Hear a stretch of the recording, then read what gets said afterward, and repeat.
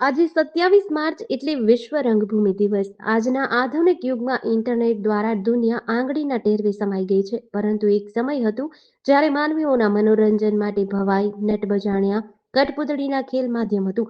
આજે 27મી માર્ચના દિવસે ઠેર ઠેર વિશ્વ રંગભૂમિ દિવસની ઉજવણી કરવામાં આવી રહી છે.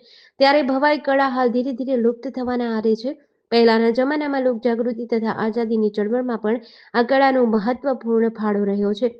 હાલ આ લુપ્ત થતી કળાને બચાવવા સુરેન્દ્રનગર સહિત ઝાલાવાડના ગ્રામ્ય વિસ્તારોમાં ભજવાતી જોવા મળે છે. ભવાઈ એ ગુજરાતનું પરંપરાગત લોકનાટ્ય છે. ભવાઈ શબ્દ ભવ એટલે કે જગત અને આ એટલે માતા ભવાઈને જગતની માતા એટલે કે જગદંબા ગણીને ભક્તિભાવથી ભજવાય છે. મળતી વિગત મુજબ ભવાઈની વાત આવે એટલે તેના રચયિતા અસાઈ ઠાકરને યાદ કરવા પડે. સિદ્ધપુરના ઔદિત્ય બ્રાહ્મણ કુળમાં જન્મેલા અસાઈ ઠાકરે 14મી સદીમાં ભવાઈની શરૂઆત કરી હતી. અસાઈ ઠાકરે સમાજમાં રહેલા રિવાજો અને લોકજાગૃતિ માટે 360 દિવસના 360 ભવાઈ વિષયો લખ્યા હતા. જે જમાનામાં ટીવી, ડીવીડી, સિનેમા કે મનોરંજનના અન્ય સાધનો ન હતા તે સમયે ગામના લોકો ઘર આંગણે ભવાઈ દ્વારા મનોરંજન મેળવતા હતા.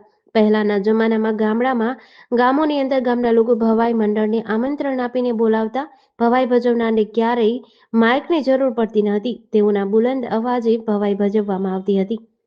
માથે ઓઢી ઓઢણી અને પગે બાંધ્યા ઘૂઘરા, અમે ઘાઘરી પહેરીને પડમાં નાચ્યા, જોનારા કોઈ ના મળ્યા. કવિ કાગ બાપુની પંક્તિ આ ભવૈયા સમાજને યથાર્થ લાગુ પડે છે. આજે વિશ્વ રંગભૂમિ દિવસ ત્યારે ભવાઈ કળાને યાદ કરવી પડે. આ ભવાઈ કળાને સંસ્કૃતિને ટકાવી રાખવાનું કામ કરેલું છે, પરંતુ અત્યારે મૃતપાય થતી જઈ રહી છે. ત્યારે સરકારશ્રીને એક જ વિનંતી કે સરકારી યોજનાના પ્રચાર અને પ્રસાર માટે જો આ ભવાઈ કલાકારોને સ્થાન આપવામાં આવે તો જ ભવાઈના ભૂંગળ બચી શકે તેમ છે. જેડીસી ન્યૂઝ સાથે જયેન્દ્રસિંહ ઝાલા, લખતર.